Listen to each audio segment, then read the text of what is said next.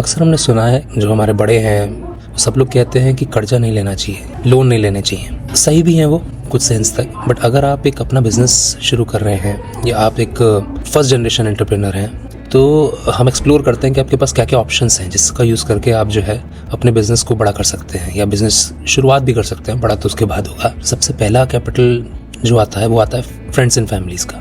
But हम सभी जो है कुछ ऐसे बैकग्राउंड से आते हैं, मिडिल क्लास बैकग्राउंड से, कि जहाँ पर बहुत ज़्यादा सरप्लस पैसा नहीं है। हमारे माँ बाप कोई दुकान चलाते हैं या फिर कोई छोटा मोटा व्यापार करते हैं या फिर होलसेल वगैरह का काम भी अगर है तो बहुत ज़्यादा इतना कैपिटल नहीं है कि भाई हम करोड़ों रुपए जो है इन्वेस्ट कर सकें वो हमारे बिजनेस में।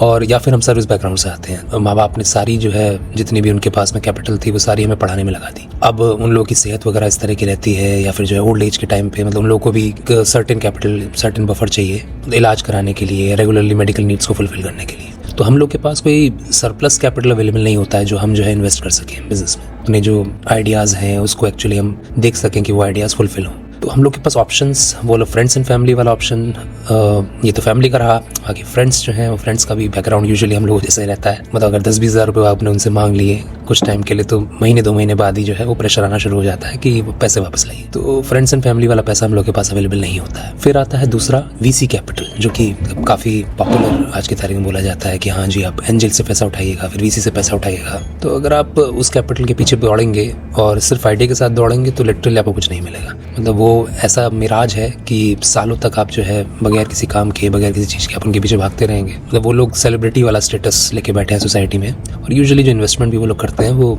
आईआईटी वाली जनता या फिर आपका जो है कोई हार्वर्ड से लौट के आया है, तो इस तरह की जनता पे वो लोग पैसा लगाते हैं आइडिया स्टेज पे। उनको पता है कि यार ये बंदा अगर जॉब करेगा तो जॉब 1 करोड़ की करेगा। जॉब करने वाले बंदे को वो मतलब 50-60 लाख रुपए दे देते हैं या 1-8 करोड़ रुपए दे देते हैं, तो मुझे नहीं लगता कोई बहुत बड़ी बात है। मतलब इतना तो बंदा खुद ही छोड़ के आया है। तो ये तो सिचुएशन है आपके जो एंजल वाली जनता है। और वीसी वाली जनता तब तक पैसा नहीं डालती जब तक कोई एंजल वगैरह ना डाले या जब तक जो है आपका कोई आपने प्रायर एक सर्टेन ट्रैक्शन आपके पास ना आ गया हो। तो ये रास्ता भी हम लोग के लिए जो मिडिल क्लास जनता है, जो बहुत जो आईआईटी या फिर हार्वर्ड रिटर्न इस टाइप की जनता नहीं, उनके पास में वो रास्ता भी नहीं बचता है। फिर तीसरा सोर्स ऑफ फंड हम लोग का होता है कि हम जो है कोई साहूकार टाइप की, उसके बाद हम लोग के पास जो ऑप्शन बचता है वो ऑप्शन बचता है कि नौकरी करके वहाँ से पैसा जमा करें।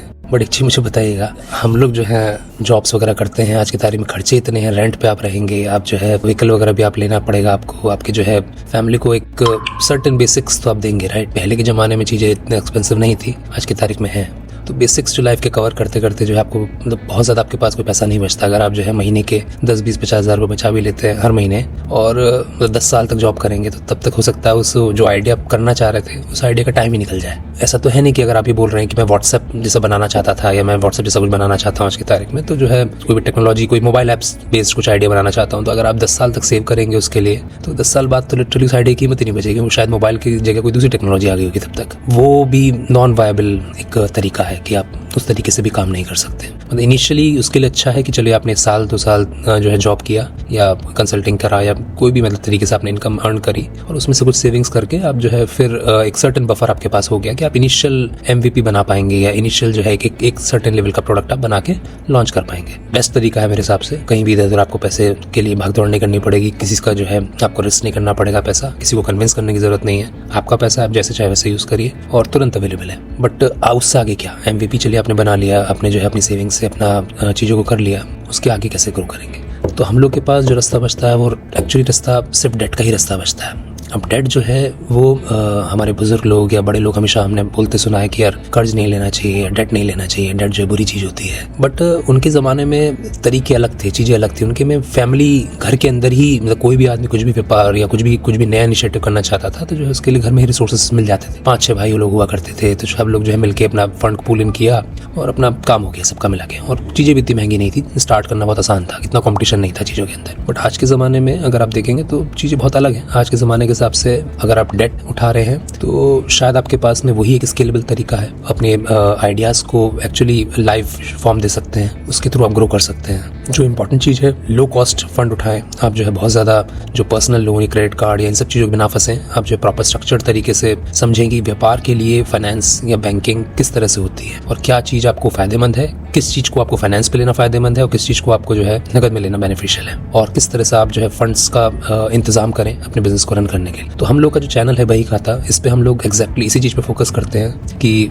कैसे आप जो है आज के नए ज़माने के हिसाब से बिजनेस कर पाएँ, कैसे जो है जितने भी आपके पास रिसोर्सेज अवेलेबल हैं उन रिसोर्सेज को मैक्सिमम यूटिलाइज कर पाएँ और फंड्स को एक्सेस कर पाएँ। जिस भी स्टेज पे आप हैं उस स्टेज पे मतलब बही खाता आपका एक फ्रेंड की तरह होना चाहता है, एक दोस्त की तरह, एक बड़े भाई की तरह होना चाहता है कि जो आपको गाइड कर रहा है कि जब भी आप जिस भी चीज़ को आप अचीव करना चाहते हैं, जो भी आइडियाज़ को आप अपना जो है सपनों को साकार करना चाहते हैं, उसके लिए हम आपके साथ खड़े हैं। प्रॉपर गाइड करेंगे उस चीज़ के लिए, कब कौन सी चीज़ को, किस चीज़ को आप प्रोडक्ट को एक्सेस करें, किसको फाइनेंशियल को, किसको बैंकिंग को, किस तरह से आप एक्सेस करें कि आपको जो है स्ट्रेस वाला काम ना हो। ऐसा ना हो कि आप कर्जे के अंदर डूब जाएं, या ऐसा ना हो कि आप जो है अपनी ही कंपनी में पता चल रहा है एम्प्लॉय की तरह बन जाए, या 2-3 साल 4 साल 5 साल बाद जो है पता चल रहा है अपनी कंपनी बेचनी पड़ रही है, या आपको ही अपनी कंपनी से निकाल दिया गया। जैसे जैसे बिजनेस ग्रो होता है तो सुकून से, शांति से सक्सेसफुल हों, आपके सारे सपने पूरे हों, यही हम लोग की मंशा है।